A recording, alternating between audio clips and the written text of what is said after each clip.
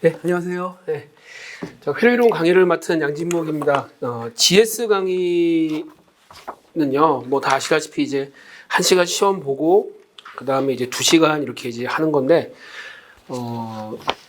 제가 이제 기초 GS 같은 경우는 제가 이제 시험 보는 거랑 별개로 뒤에 이제 강평이랑 이런 거를 어떻게 해야 할까 늘 고민인데, 이제 주로 이렇게 120제 문제풀이집 가지고 하는 경우도 있고, 아니면 제가 이제 별도로 이제 기초 GS 용으로 이제 자료 만들어서 하는 경우도 있는데, 요즘 최근에는 이제 회로이론이 변리사 시험도 그렇고 기술고시도 그렇고 뭐 그렇게 어렵게 안 나오는 것 같아서 그냥 기출 문제집으로 바로 그냥 이렇게 했어요. 그래서 거의 이제 강의 계획서 있는 대로 이제 미리 준비해 오시면 되고요.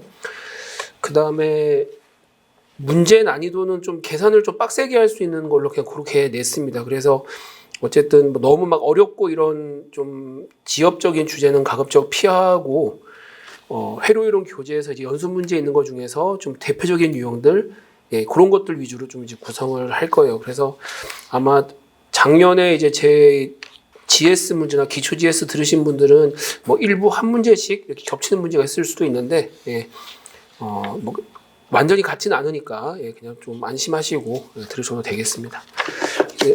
그래서 문제 난이도는 일단 거의 오늘 수준으로 쭉 유지를 하려고 해요. 그래서 어쨌든 좀 계산을 어쨌든 주어진 시간 내에 많이 하실 수 있게 그렇게 이제 문제를 이제 구성을 했습니다. 먼저 오늘 이제 푸신 문제를 좀 볼게요. 요 이제 1번 문제는 이제 닐슨 책으로 공부하신 분들은 이제 뒤에 연습 문제에 이제 있는 건데, 설정을 살짝 바꿨어요. 그래서 닐슨 책은, 여기 이제 왼쪽에 이제 45옴 저항, 여기에 흐르는 전류를 이제 IX라고 뒀었는데, 그냥 요걸 이제 오른쪽 도선으로 빼서 계산해봤는데 이제 결과가 그냥 생각보다 깔끔하게 나와서 이렇게 이제 했습니다. 이제 1번 문제, 여기서 1번 문제 푸실 때, 이게 어쨌든 이제 태분원 등가율을 염두에 두고 이제 출제한 문제라는 건 다 이제 아실 텐데요. 개인적으로는 이제 1번, 2번 문제를, 이제 문제에서 요구하는 대로 이제 개방전압을 구하고, 단락전류를 구하고, 이렇게 이제 하는 게 정석인데, 요즘은 그냥 테스트 전원법으로 그냥 한 번 해결을 하죠. 요렇게 해도 뭐 그렇게 문제는 안 된다고 생각을 하는데, 그래도 이제 교수님 중에서는 그냥 개방전압을 구하는 거, 그거를 보고 싶어 하는 분이 계시기 때문에, 뭐 가능하다면은 이제 출제 순서에 맞춰서, 출제자의 요구에 맞춰가지고 푸시는 게 좀 안전한 부분이 있어요. 근데 이제 개인적으로 이제 이 문제는 그냥 테스트 전원법으로 해도, 뭐 가능하지 않을까. 뭐 크게 이제 감점이 안 될 거라고 생각을 합니다. 그리고 이제 테스트 전원법에 대해서 이제 말씀을 드리면, 이제 회로이론에서 이제 보통 이제 회로이론 교재에서 이제 테스트 전원법이라고 하면 태분원 등가 저항을 구할 때 이 내부 전원을 이제 제거시키는 거 위주로만 설명이 돼 있어요.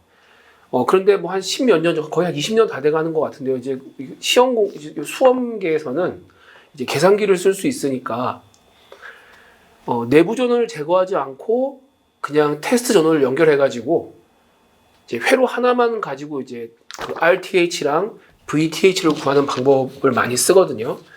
그러니까 어떻게 보면은 우리가 지금 많이 쓰고 있는 방법은 교과서에서 다루지 않는 내용이라고 좀 이렇게 억지로 말을 해도 그게 틀린 말은 아니에요. 그래서 가능하면 이 테스트 전원법을 쓰실 때는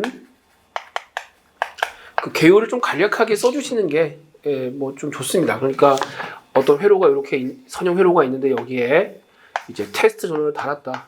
이렇게 이제 세팅을 먼저 해주는 거죠. 이렇게 이제 IT는 이렇게 플러스에서 나와서 들어가는 쪽으로. 그래서 VT가 알파 IT 플러스 베타 요 꼴일 때, 이 포트에서 바라본 태분원 등가 저항은 이 알파 옴이 되고, 태분원 등가 전압은 베타 볼트다. 뭐 요 정도 내용 뭐 간단히 이제 개요 써주시면 됩니다. 뭐 교수님도 이 정도면 다 이해를 하세요. 그래서 쓰시면 되고요. 다음에 이제 나중에 기출 문제 풀 때 좀 더 확실하게 확인을 할 테지만 이 회로로 해석하는 건 크게 이제 마디전화법하고 막로전류법이 있어요. 그럼 이제 마디전화법 쓸 때는 반드시 기준마디를 표시를 해야 됩니다. 그래서 이 기준마디를 어디로 두냐에 따라 가지고 이제 마디전압이 조금씩 달라지기 때문에 요거를 좀 이제 표시를 꼭 해주시는 게 좋고요. 그 다음에 많이 하는 실수 중에 하나가 이 단위 누락이 처음에 굉장히 많아요. 그래서 물론 이제 단위가 누락될 때마다 매번 감점되는 건 아닌데 조금 이게 눈에 띌 정도가 되면 반드시 감점이 있으니까 단위는 무조건 철두철미하게 이제 붙여 주셔야 됩니다. 그래서 뭐 저항은 옴, 전압 전류는 볼트, 암페어. 그다음 이제 투포트 파라미터 같은 경우는 이 파라미터별로 이제 단위가 다 있죠, 그렇죠? 그래서 임피던스 행렬이나 어드미턴스 행렬 같은 경우는 네 개의 그 엘리먼트가 전부 이제 뭐 옴, 지멘스가 되고, 근데 뭐 하이브리드라든지 아니면 이제 전송 행렬 같은 경우는 단위가 있는 것도 있고 없는 것도 있으니까 그런 부분까지 좀 세심하게 보시는 게 좋습니다. 자, 그러면 저기 1번 문제 보겠는데요. 일단 그 주어진 문제는 이제 막로 전류법도 막로 전류법으로 푸는 거나 아니면 이제 노드 전화법으로 푸는 거나 큰 차이는 없는데 일단 예시 답안은 이제 노드 볼티지법으로 풀었어요. 그러면은 이제 저는 이제 가급적 이제 회로를 안 바꾸고 이제 풀려고 하다 보니까 예시 답안에 있는 것처럼 이제 슈퍼노드를 이제 두 개를 잡았는데 보통 이제 심리적으로 이 제일 아래쪽을 이제 기준마디로 많이 두잖아요. 그리고 슈퍼노드가 있으면 좀 괜히 좀 식이 뭐가 심리적으로 좀 부담을 갖기 때문에 본인이 좀 그 부담을 안 갖는 형태가 되도록 회로를 바꿔주는 것도 괜찮아요. 그래서 요 주어진 회로 같은 경우는 왼쪽에 30V랑 30ohm이 직렬 연결이잖아요. 요 두 개 위치를 바꾸더라도 이 외부 회로의 전압 전류에는 아무런 영향이 없어요. 그러니까 요 회로 왼쪽을 이렇게 바꾸는 거예요. 이렇게.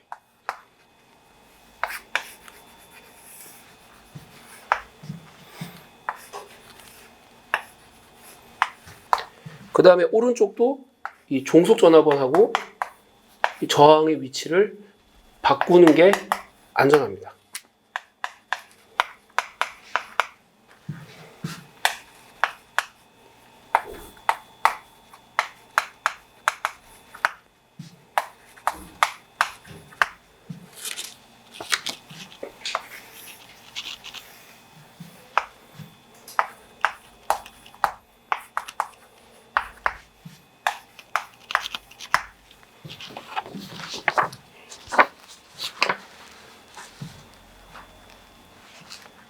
자, 그러면 이제 이 위치를 바꿔놓고 이제 1번 문제를 한번 풀어볼게요.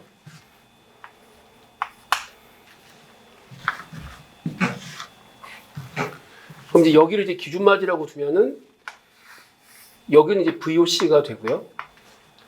여기는 이제 0V보다 150IX 낮으니까 마이너스 150IX 이렇게 되고 여기는 30V가 되겠죠. 이렇게. 그럼 이제 아직 그 마디 전압을 모르는 데가 이제 여기랑 제일 왼쪽이니까 여기를 이제 마디 전압 V1이라고 놓고 여기를 이제 V2라고 두면 됩니다. 그리고 여기에 이제 IX가 그렇죠.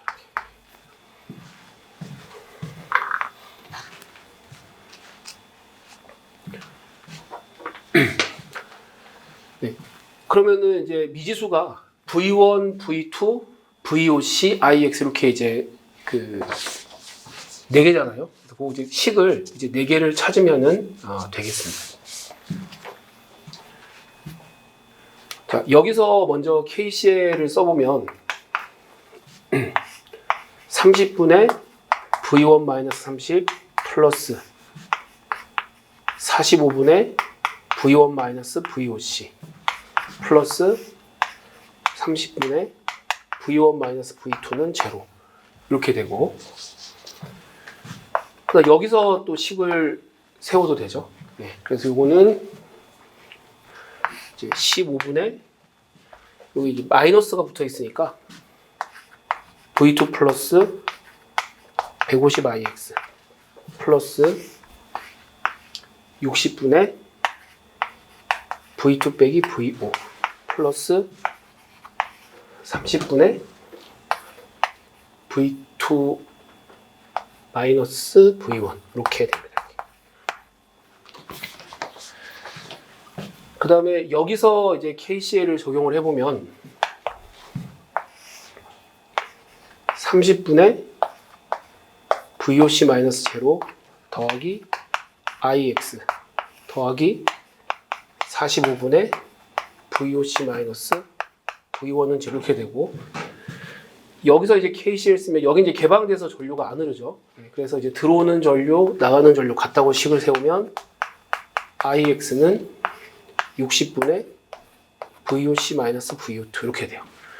그럼 아무래도 이제 슈퍼노드 안 잡아도 되니까 조금 우리가 이제 평소에 많이 접하던 형태의 식이 되죠. 그래서 이제 미지수가 이제 4개고 식 4개니까 이렇게 이제 푸셔도 되겠습니다. 그럼 이제 단락 전류를 이제 구하는 경우에는 이제 이 식을 거의 그대로 이용할 수 있어요. 근데 달라지는 것만 조금 이제 주목을 해서 이제 처리하시면 되는데요. 이제 여기가 단락이 돼요, 이렇게. 그럼 이제 VOC는 이게 0V로 바뀌겠죠. 그리고 여기 흐르는 전류가 ISC로 이제 추가가 돼요. 그러면 이제 우리가 개방전압 구할 때 식에서 뭘 바꿔주면 되냐면 일단 VOC를 0으로 바꿔주면 돼요. 이렇게.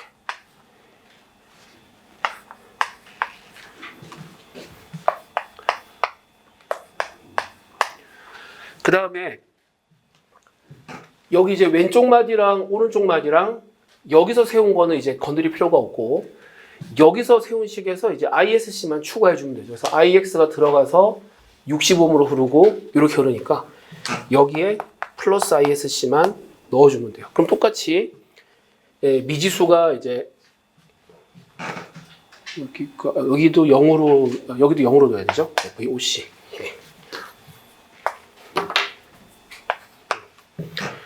그래서 이제 미지수가 이제 V1, V2, IX, ISC 4개고 이제 방정식이 이제 4개니까 이렇게 구할 수 있습니다. 그래서 그 뭐 개방전압 단락전류 구할 때는 식을 처음부터 새로 세울 필요는 거의 없고요. 거의 개방전압 구할 때 식의 한 7, 80%는 그냥 거의 그대로 이용을 할 수 있거든요. 예, 그래서 그렇게 보시면 되겠습니다. 그리고 이제 이 문제에서는 그 VOC 극성을 뭐 어디를 플러스로 두고 마이너스로 이런 말이 없어요. 또 ISC도 어디서 어디로 흐르는지 이제 말이 없는데, 요건 여러분들께서 그냥 임의로 보통 다 이렇게 잡으셨죠. 이렇게. 그래서 그냥 근데 반대로 잡게 되면 이제 부호만 마이너스가 붙으면 됩니다. 그 다음에 이제 3번 문제는 이제 RL에 전달되는 최대 전력하고 그때의 가변 저항 구하라고 했는데, 3번 문제 같은 경우는 먼저 1번, 2번 결과를 가지고 이제 태분원 등가 회로를 이제 구성을 해야 돼요. 그래서 태분원 등가 전압은 이 개방 전압하고 같고, 태분원 등가 저항은 단락 전류분의 개방 전압하고 같다는 건데, 이때 이제 조심하셔야 되는 게 이 개방 전압의 극성하고 이 단락 전류의 방향, 요거를 세트로 이제 기억을 하셔야 됩니다. 자, 어떻게 되냐면, 자, 만일에 이제 우리가 AB 단자가 있을 때 개방 전압의 극성을 이제 A 쪽을 플러스 B 쪽을 마이너스로 잡았어요. 그럼 이 식을 써서 RTH를 구하려고 한다면 단락 전류는 이 AB를 이제 단락시켰을 때 A에서 나와서 B로 흐르도록 이렇게 단락 전류 방향을 잡아야 합니다. 요거 세트로 안 해오고 계시면은 이 마이너스가 있으면 안 되는데 막 마이너스가 붙고 그러거든요. 이때 이렇게 들어가는 걸로 잡으면 안 돼요. 그러니까 뭐랑 다르냐면 이 테스트 전원에서 VT-IT랑 달라요. 그래서 이제 VT-IT는 이렇게 VT가 되면 IT는 이렇게 들어가야 돼요. 그래야지 이 관계식을 얻었을 때 그냥 그대로 요거를 이제 쓸 수가 있어요. 그래서 이제 IT는 이제 플러스에서 나와서 들어가는 걸로 하고 ISC는 이렇게 되는 거. 그래서 저도 막 지금 또 보면 이게 뭐 좀 강의를 오래 했으니까 뭔가 직관적으로 막 와닿아야 되는데 좀 이게 과연 맞나 이렇게 저도 막 머릿속으로 생각해 볼 때가 있어요. 근데 여기에 내부 구조 그려놓고 해보면 이렇게 되는 게 맞습니다. 이게 안쪽에다가 이제 VTH하고 RTH 넣어서 직접 해보면 이렇게 잡아야 맞아요.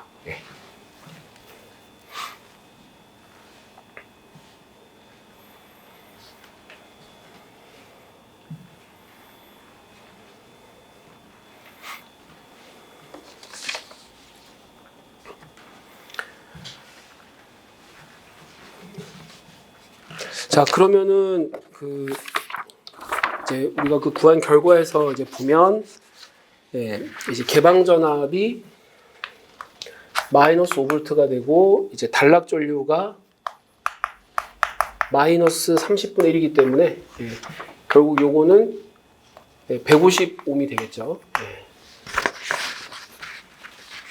그래서 퇴부는 등가로 그려보면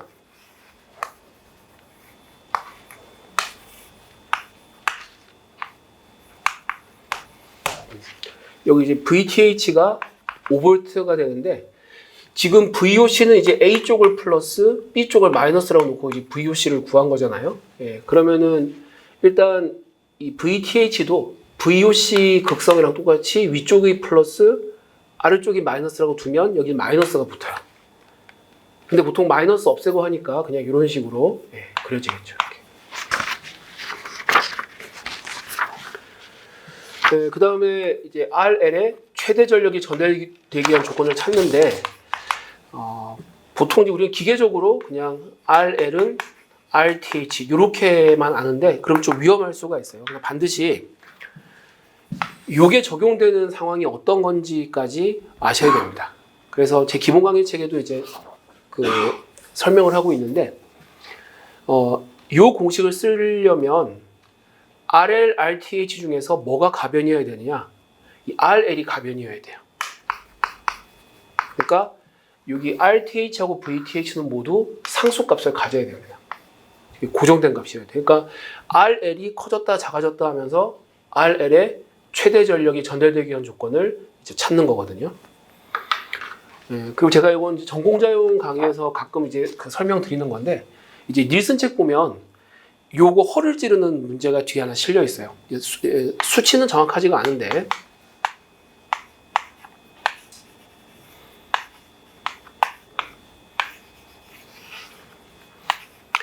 이제 이런 구조가 있어요. 그러니까 부하가 고정돼 있고 이 RTH가 가변인 이런 케이스죠. 그래서 물어보는 게 뭐냐면 이 유곰 저항에 최대 전력이 전달되기 위한 조건을 구하라 그렇게 물어봐요. 이제 그러면서 이제 밑에 뭐라고 되어 있냐면 뭐 성급한 결론은 뭐 당신 커리어에 위험할 수 있다 그렇게 되어 있어요. 그래서 그냥 기계적으로 RO는 이러면 안 된다는 거예요.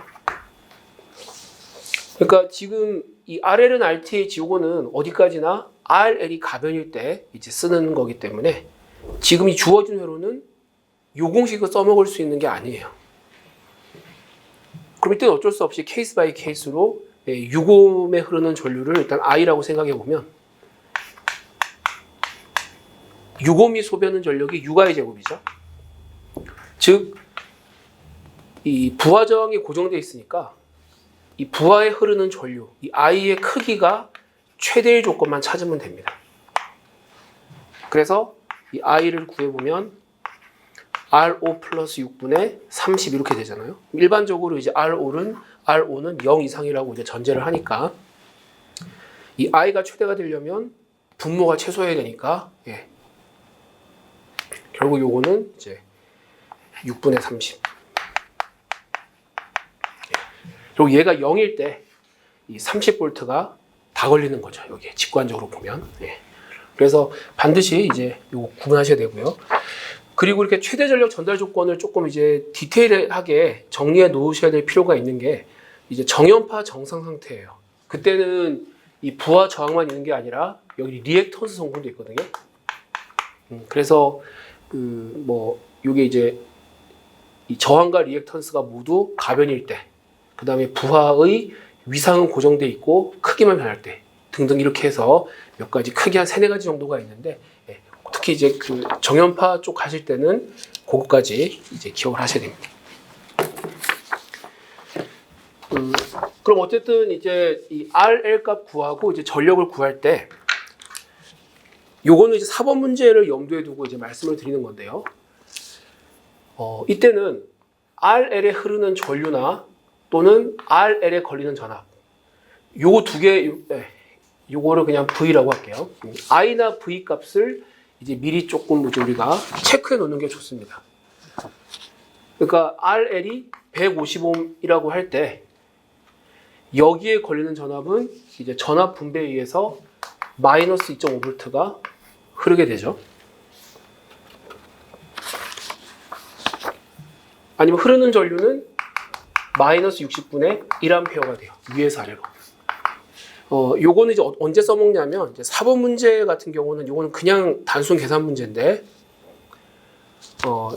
요거는 물론 이제 그 3번 문제의 결과를 이제 회로에 집어넣어서 계산을 조금 이제 수월하게 할 수 있는데, 그렇게 차이가 많이 안 나거든요. 그래서 4번 문제 풀 때는 이 RL을 150ohm으로 대체해 놓고 그냥 다시 새로 회로를 해석하는 게 좋아요.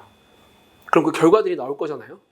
그러면 그 결과들을 가지고 직접 이 RL에 걸리는 전압이나 전류를 구해서 이런 값들이 되는지 확인해 보시면 돼요. 그럼 내가 그 앞에 1번, 2번, 3번 문제를 맞게 풀었는지 이제 검사할 수가 있거든요. 예, 그래서 계산기 기능이 좋으니까 일단 제가 설명드린 대로 하시는 게 실수를 좀 막을 수가 있습니다. 그럼 이제 4번 문제는 이것도 이제 그 노드 볼테이지법으로 이제 풀 수 있긴 한데, 이게 전력을 구하는 문제니까, 그리고 이제 회로에 있는 게 전부 전압원이잖아요. 그래서 30V하고 150IX 여기에 흐르는 전류를 찾는 게 바로 답을 구할 수 있는 거기 때문에, 이거는 이제 막로 전류법으로 문제를 풀어보겠습니다.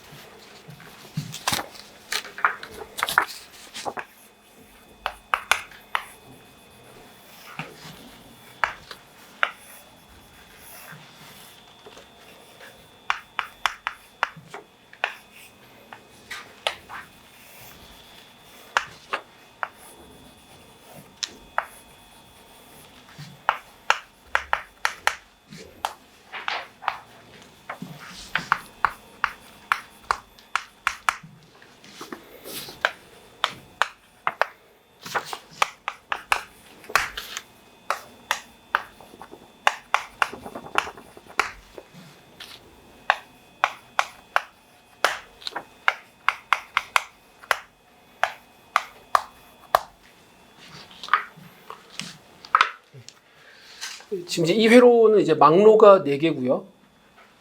그 다음에 이제 제어 전류가 있으니까 일단 5개의 이제 미지수가 필요합니다. 그래서 이렇게 그 시계 방향 막로를 잡아서 전류를 I1이라고 하고, 여기를 이제 I2, I3, I4 이렇게 작업해요.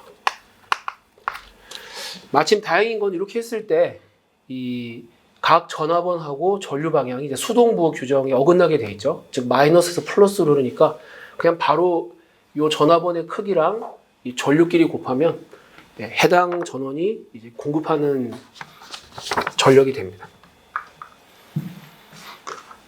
그럼 먼저 이제 식 5개가 필요한데, 요 IX는 I3에서 I1 빼면 되죠. 이렇게. 그 다음에 이제 I1 따라가지고 이제 KVL 적용해 보면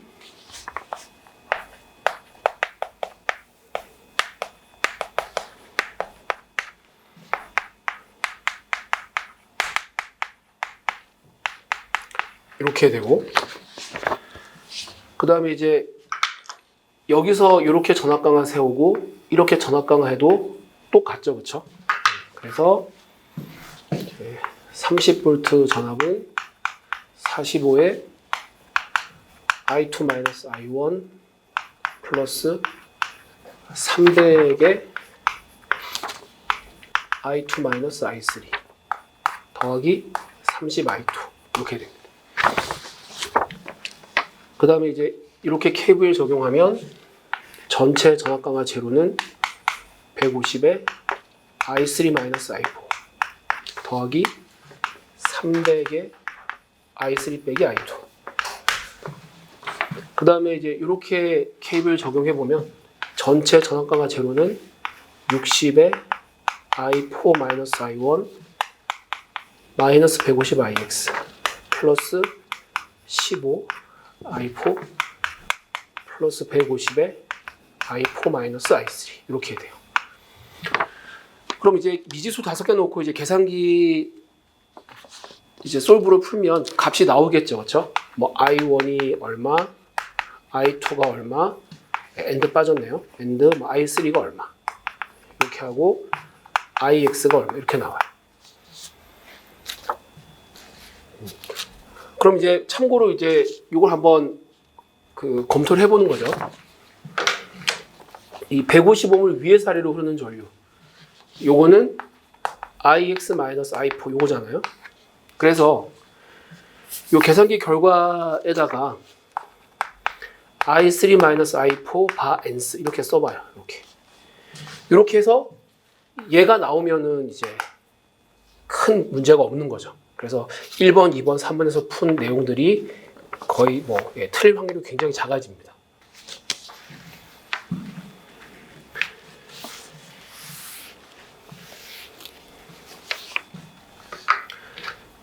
그리고 이제 보통 여기서 우리가 이제 검산해야 되는 게 요 전류 I하고 그다음 또 계산해야 되는 게 이 전압원 두 개가 공급하는 전력이니까 요거는 이제 이번 문제에서 다시 말씀드리겠지만 우리가 답해야 되는 게 이제 이렇게 전압 전류 구해놓고 요걸 바탕으로 또 답해야 되는 게 한 2-3가지가 보통 있거든요. 그래서 하나하나씩 구하면은 다시 앞의 결과를 또 인용해서 가져와야 되니까 복잡해요. 그래서 뭐 우리가 이 전압 전류 구해놓은 걸 가지고 이제 다시 답을 해야 되는 항이 한 2-3개 정도인 경우에는 행렬을 가지고 한 번에 처리하는 방법이 편해요. 그래서 여러분들 계산기 보시면 이제 9번 키 오른쪽에 그 템플릿 팔레트 있잖아요. 그렇죠? 여기 보시면은 뭐 2x1 행렬이 있어요. 이걸 또 불러내셔가지고 일단 계산기 결과를 받아가지고 이 행을 늘리려면은 계산기 오른쪽 밑에 보시면 이런 표시 있거든요. 이 니은 거꾸로 된 거. 요거를 이제 여기 두 칸 중에 아무데나 이제 커서 놓고 요거 버튼 누르면 행이 하나 추가가 되거든요. 지우고 싶으면 이제 여기다 커서 놓고 딜리트 키 누르면 이제 행이 줄어들어요. 그래서 어떻게 하느냐? 일단 먼저 이제 검산용으로 이제 써 놓는 거죠. I3 빼기 I1. 그 다음에 이 30V 공급 전력은 30I2죠. 그 다음에 150IX 요거의 공급 전력은 150IX 곱하기 써야 돼요. 곱하기 I4 이렇게 한 다음에 바 N 쓰려면 돼요. 그러면 이 앞에 있는 결과가 그대로 여기 들어가니까 이제 계산기가 한 번에 다 해주는 거죠. 그래서 내가 일단 뭐 맞게 틀린 게 답이 계산 실수가 없나 검사할 수 있고 이제 순서대로 이제 30V의 전력, 종속전원의 전력 이렇게 구할 수 있습니다. 그 행렬이 좋은 게 나중에 라플라스 변에서도 잠깐 이제 살펴볼 수 있을 텐데 그 익스펜드 명령어 있잖아요. 계산기에 여기에 행렬도 들어갈 수 있어요. 그러니까 만약 우리가 전개해야 되는 전압 전류가 한 2-3개 정도라고 하면 행렬 속에다 넣어놓고 이렇게 익스펜드하면 이 행렬에 있는 각 성분을 다 전개시켜 주거든요. 그래서 계산기 성능이 좋아서 웬만큼 다 되더라고요.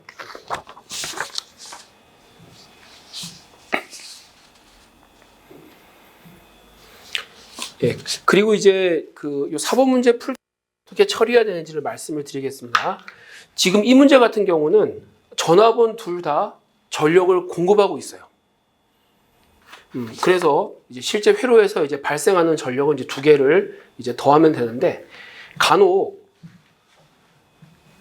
이 전원이 둘 이상 있는 경우에는 모든 전원이 다 전력을 공급하는 게 아니라 일부만 전력을 공급하고 일부는 전압원 전류원임에도 불구하고 그 전력을 소비하는 경우가 있습니다.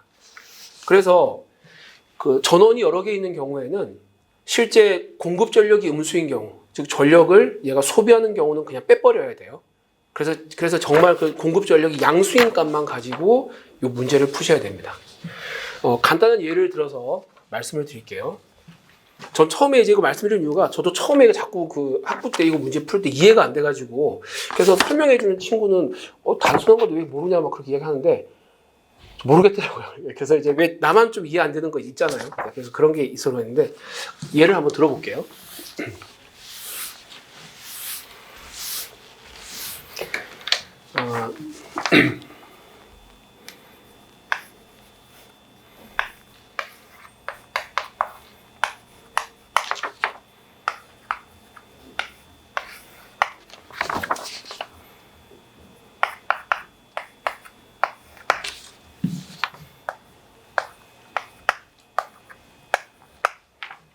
예, 이렇게 이제 전압원 두 개하고 저항 하나가 그 직렬 연결된 회로가 있어요. 그러면 이제 3V 이렇게 쭉 가지고 와서 이제 해보면,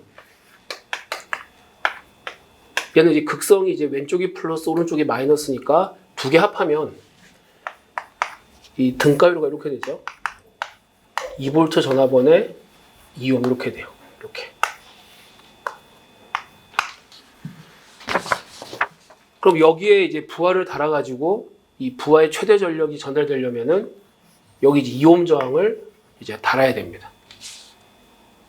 그럼 그때 여기에 흐르는 이제 전류가 0.5A죠. 이렇게.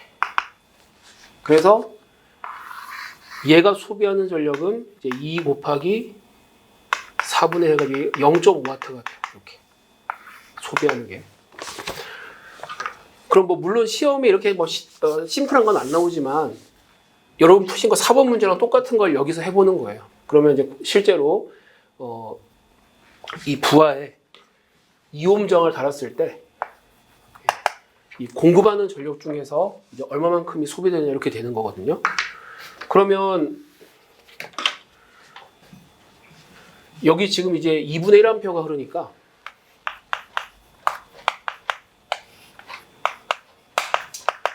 얘는 어떻게 돼요? 얘는 지금 그 1.5W가 공급되는 거죠. 근데 얘는 0.5W를 얘는 소비해요. 그렇죠? 흡수. 그래서 이 각 전원이 이제 공급하는 전력을 구했을 때 실제로 이제 얘는 공급 전력이 음수가 나오는 거죠. 그래서 이런 문제 풀 때는 얘는 이제 그냥 소비하는 거기 때문에 계산해서 빼줘야 돼요. 그래서 이 회로에서 공급하는 전력은 이제 1.5W가 되니까 이때는 이제 1.5W 분의 소비 전력 0.5 이렇게 해서 이제 3분의 1로 답을 해야 됩니다.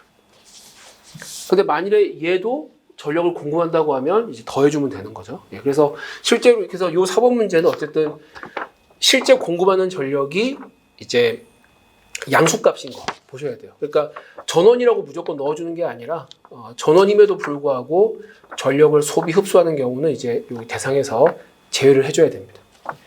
뭐 단순한 얘기, 뭐 당연한 이야기 같은데 가끔 이제 질문 많이 하셔가지고 말씀을 드렸어요.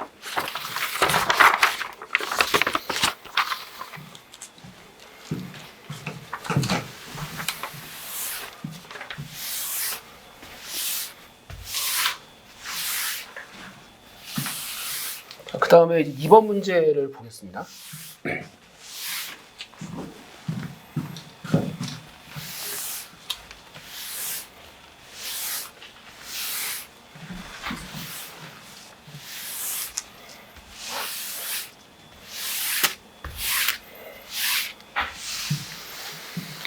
이제 이번 문제도 이제 닐슨 책에 있는 연습 문제를 조금 이제 바꿔가지고 이제 출제를 한 건데요. 그 브릿지 T형이라고 하는 건데, 이게 브릿지라는 게 뭘 걸치다라는 뜻이 있고, 다리를 놓다 이런 뜻이 있어요. 이제 명사는 다리인데 동사로는 이런 뜻이 있대요. 그래서 그 브릿지 T형이라고 이제 그 국어로 번역된 책은 많이 쓰는데, 이 원문을 보면 브릿지드라고 되어 있어요.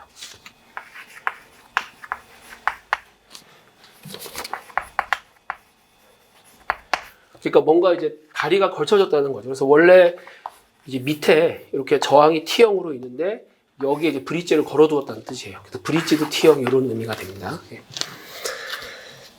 그래서 우리가 이제 감쇄기 이제 설계를 할 때 보면은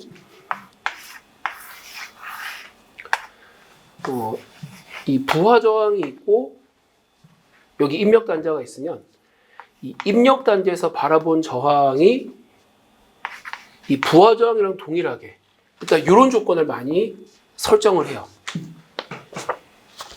그리고 이제 감쇄기로 해서 같이 따라다니는 게 이 입력 단자 전압하고 이 출력 단자 전압에 대해서 VI분의 VO 이 전압 전달비를 같이 물어보거든요.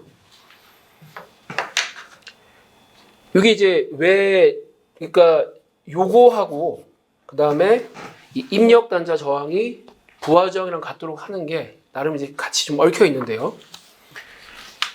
이 감쇄기 같은 경우는 여기에 이제 데시벨을 써서 이 감쇄기가 그 얼마만큼 입력을 감소시키느냐 이제 그거를 이제 이야기를 해줘요. 그래서 이게 이제 전압이니까 그 감쇄 데시벨로 바꾸려면은 20 로그의 절대값 VI분의 VO 요만큼이 이제 이 감쇄기가 이제 그 입력을 좀 깎아내린다고 해야 되나요? 감쇄시키는 양이 되겠죠.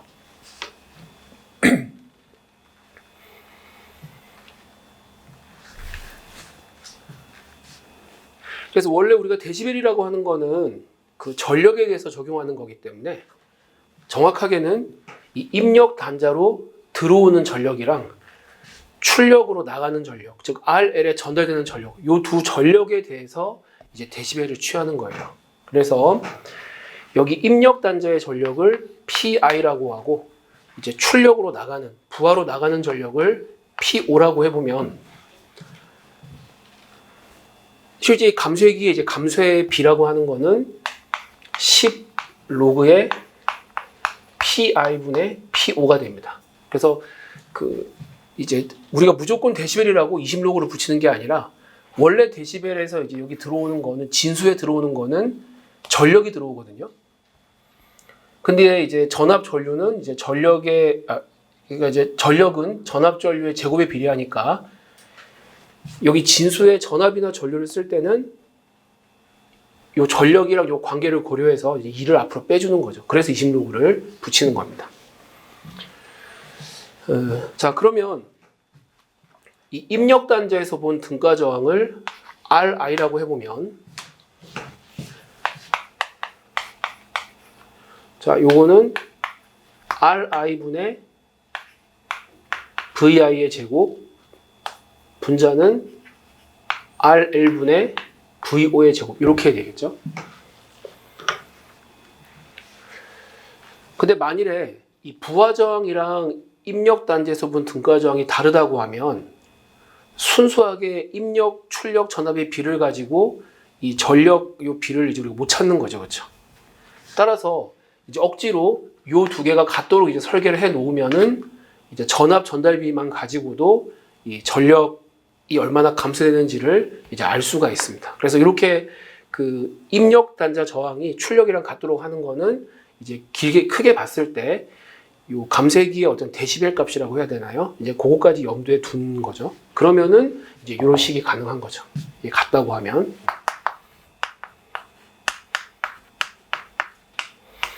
그래서 여기서도 이제 추가적으로 이제 데시벨 값을 이제 물어볼 수가 있긴 있거든요. 예, 그러면은 이게 이제 마이너스가 나오겠죠. 이게 7분의 2가 들어가니까. 예.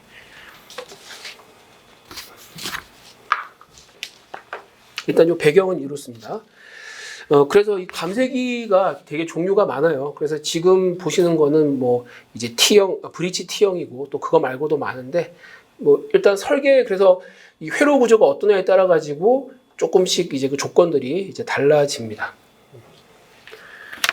그래서 1번 문제는 이제 입력 단지에서 본 등가 저항이 이제 부하 저항과 같을 때 이제 뭐 이 AB 단지에서 본 등가 저항이 이거랑 같기 위한 조건 구하라 이렇게 되어 있는데 요거는 그 회로 방정식으로 풀어도 되고 좀 복잡하게 풀면 이제 그 델타 Y 반환 같은 거 써서 이제 풀기도 하고 이제 그래요. 그래서 일단 예시 답안은 이제 일단 기본적인 풀이는 예시 답안이 있는 것처럼 하셔도 되고요. 근데 만일에 이제 1번 문제를 그냥 델타 Y 반환으로 이제 풀려고 한다.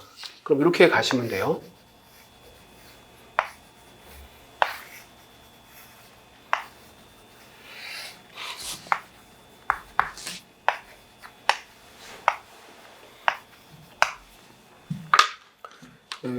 지금 이 회로 구조는 이제 직렬 병렬 구조가 아니죠, 그렇죠?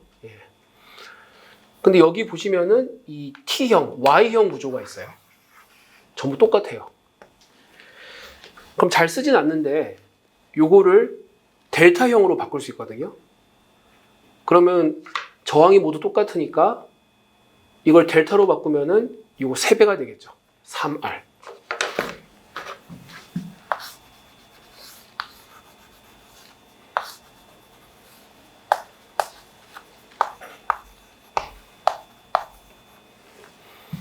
그래서 요거 등가류를 이제 그려보면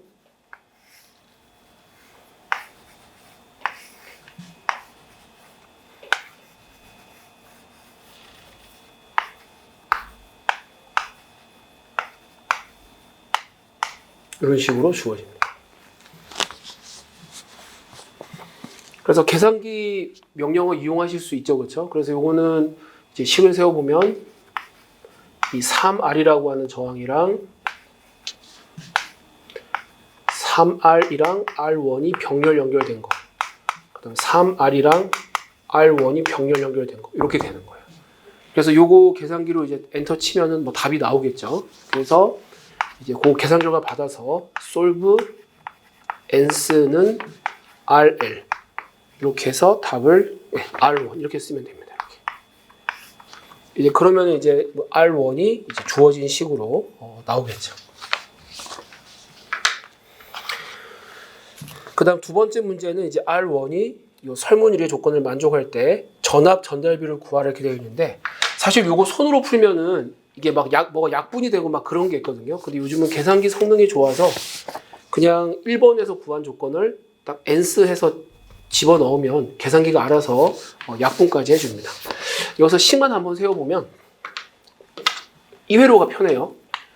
여기를 이제 VI라고 하고 여기를 VO라고 하면 이 VI는 이제 3R 여기 전체 걸리는 거니까 얘가 없어도 되죠, 그렇죠? 없어도 그냥 그대로 여기다가 VI가 걸립니다.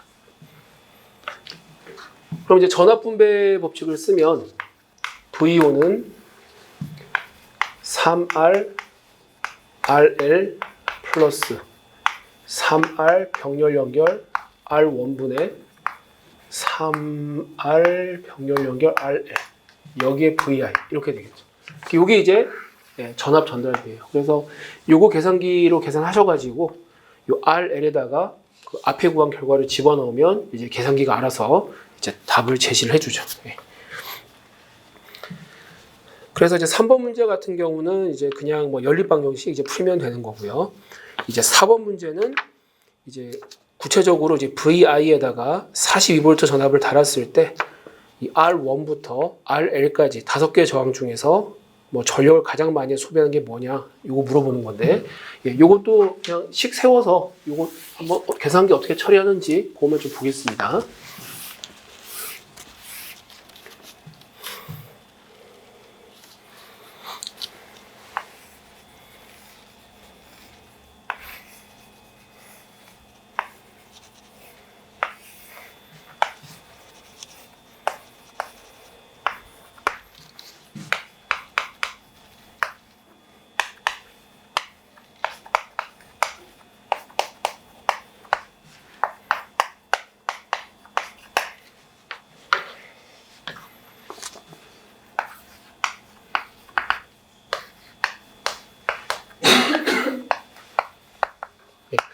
요거 물론 이제 마디전화법으로 풀어도 되거든요. 예. 근데 이제 뭐 막노전을 풀었는데 그 마디전화법으로 풀면은 미지수가 2개면 돼요. 예. 그러면 예시답안이랑 다르게 가볼까요? 예. 이렇게 말고 그냥 마디전화법으로 가겠습니다. 이제 여기를 이제 기준 마디라고 두면 여기는 42V고 여기는 이제 V1, 여기는 V2 이렇게 두면 되죠. 그럼 여기서 KCL, 여기서 KC 이렇게 세우면 이제 식이 2개면 될 거예요. 예, 그래서 이거 솔브로 풀면 답이 이제 V1은 얼마, and V2는 얼마 이렇게 나오겠죠. 그럼 아까 제가 이제 설명드린 대로 그 행렬 불러내셔가지고 이제 한 번에 이제 전력을 구하시면 돼요. 그러니까 여기부터 순서대로 얘가 R1, R2, R3, R4, RL 이렇게 되죠. 그럼 먼저 행렬 불러내셔가지고 요 칸을 5개로 늘리시면 돼요. 이렇게. 그럼 이제 제일 위에 오는 걸 이제 얘로 두는 거예요. 그럼 요거는 4500분의 V2 빼기 42의 제곱 이렇게 쓰면 되죠. 그 다음 R2 순서를 잘 지켜줘야 돼요. 요거는 그래서 150분의 42 마이너스 V1의 제곱. 그 다음에 이제 R3는 150분의 V1 빼기 V2의 제곱. 그 다음에 이제 R4는 150분의 V1 제곱. 그 다음 RL은 300분의 V2의 제곱. 이렇게 쓴 다음에 바해서 n스 이렇게 쓰면 돼요. 그러면 이제 한 번에 순서대로 이렇게 해서 전력이 나오겠죠. 굳이 일일이 하나씩 구할 필요 없이 이제 한 번에 이제 구할 수 있습니다. 그래서 예시답안 같은 경우는 이제 I1, I2, I3가 나오니까 요 각 저항의 전력을 I1, 2, 3로 이제 표시할 수 있겠죠. 이렇게 이게 은근히 많이 쓰입니다.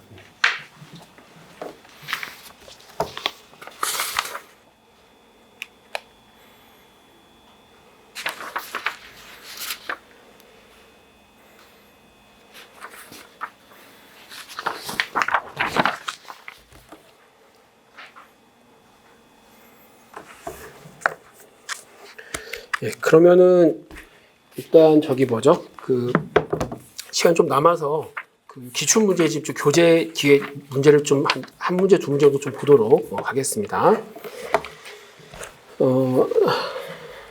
그 교재 이제 4페이지 보시면은 이제 기출 문제 2번 문제가 있는데 변리사 시험 2014년 문제인데 그 요때 그 회로 이론이 굉장히 쉽게 나와가지고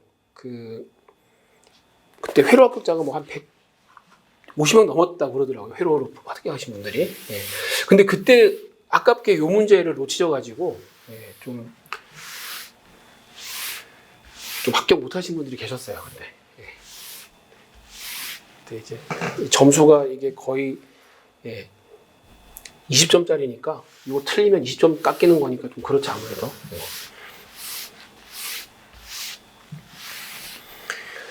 그래서 이 문제를 보시면 이제 그 종속 전화번이 밑에 있어요. 이게 그래서 뭔가 종속 전화번이 밑에 있으면은 조금 이게 좀 불안해 하시는 것 같거든요. 그래서 이것도 물어보는 문제가 1번은 이제 태부는 등가 전압을 구하고 그 다음에 그 태부는 등가 저항을 구하고 이제 3번은 부하 저항에 걸리는 전압이 10V가 되도록 구하라고 되는데 실제로 문제가 이렇게 나와요. 그러니까 그냥 태부는 등가로 구하라 이렇게도 나오지만 이제 태부는 등가 전압이랑 저항을 따로따로 이제 물어보거든요. 그래서 그런 경우는 이제 오늘 1번 문제처럼 가급적이면은 그냥 순서대로 구해 주시고 또 그냥 좀 시간 없고 그러면은 이제 한 번에 이제 테스트 전원법으로 뭐 구하셔도 뭐 감점은 안 될 거라고 생각을 합니다. 자 그러면은 1번 문제를 이제 먼저 볼 텐데요.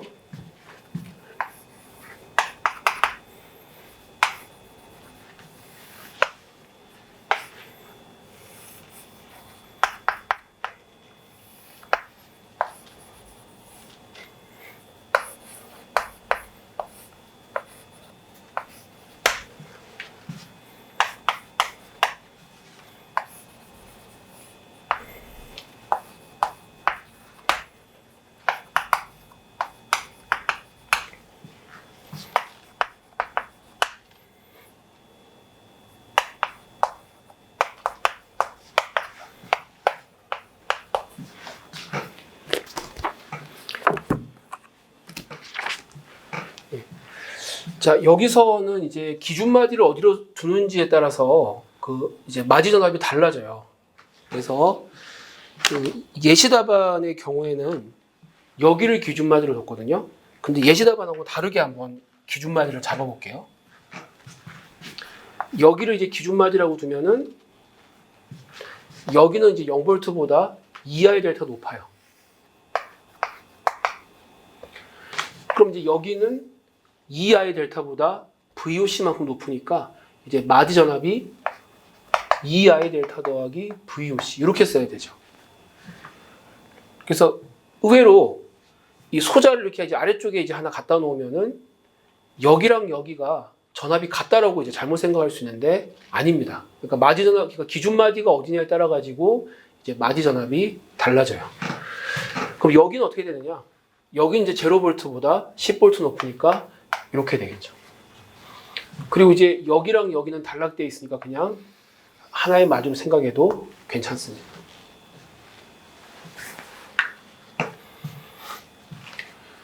그럼 이때는 미지수가 I 델타하고 VOC 두 개니까 이제 식을 두 개만 세우면 돼요. 그래서 먼저 여기서 이제 KCl 써보면 흘러 들어오는 전류가 I 델타 5A 들어오니까 I 델타 플러스 5 나가는 전류가 이제 두 개죠. 20분의 2I 델타 플러스 VOC. 근데 이제 10옴 같은 경우는 이제 이 아래쪽이 2I 델타니까 10분의 VOC 이렇게 됩니다. 그 다음에 5옴 저항에 흐르는 전류는 I 델타는 5분의 10 마이너스 2I 델타 마이너스 VOC 이런 식으로 되겠죠. 그래서 두 개 연립해서 이제 푸시면은 되겠습니다.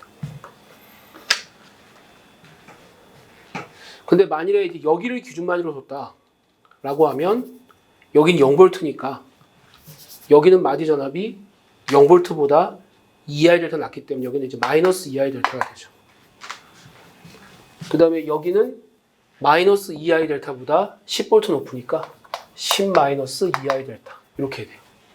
그 다음에 여기는 0V보다 VOC 높으니까 그냥 이제 VOC가 되는 거죠. 그래서 기준마디가 어디에 따라 가지고 이제 전압이 달라집니다. 그래서 답안 쓰실 때 반드시 이제 내가 어디를 기준마디로 두었는지를 이제 명시를 하셔야 돼요. 그래서 기준마디 안 쓰면은 제가 그래서 보통 채점을 할 때는 뭐 0.5점 정도 뭐 감점을 하는데 하여튼 실제 시험에서도 이런 부분은 좀 크리티컬한 부분이어서 잘 표시해 주시는 게 좋습니다.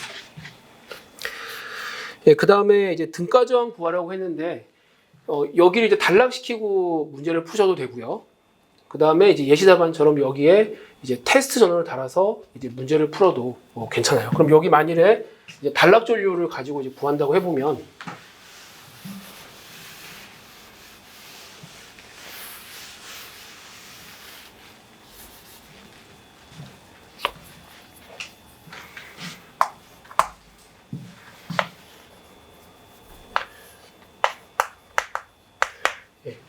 여기를 이제 기준마디로 두면은 여기가 통째로 0V가 되죠. 이렇게. 그러면 이제 여기는 마이너스 2I 델타, 10 마이너스 2I 델타 이렇게 됩니다. 그럼 이 경우도 이제 미지수가 이제 ISC하고 I 델타 두 개니까 식 두 개만 세우면 되겠죠. 그래서 여기서 이제 KCl 적용을 하면 이제 들어오는 전류가 I 델타 플러스 5가 되고 나가는 전류가 ISC 10옴 저항 전류가 10분의 0.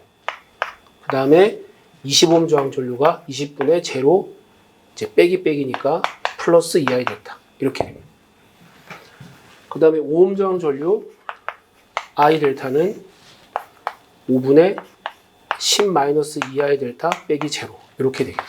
그래서 두 개 이제 연립해서 이제 I 델타하고 ISC를 이제 구하면 돼요. 그래서 그거 가지고 이제 RTH 구해도 되겠죠. 그 다음에 이제 부하 저항에 걸리는 단자 전압이 10V가 되도록 하는 건데 이건 뭐 그렇게 안 어려우니까 해보시면 될 거예요. 이거는. 그래서 최근에 이제 변리사 시험도 그렇고 이제 기술고시도 그렇고 굉장히 이런 전형적인 문제들이 많이 나와요. 특히 이제 변리사 시험은 그 패스페이지에 도입되고 나서 한 3년 정도까지는 조금 어려운 문제가 나왔었는데, 뭐 작년도 그렇고 재작년도 그렇고 이제 가끔 이제 한 20점짜리가 약간 이제 그 뭐죠?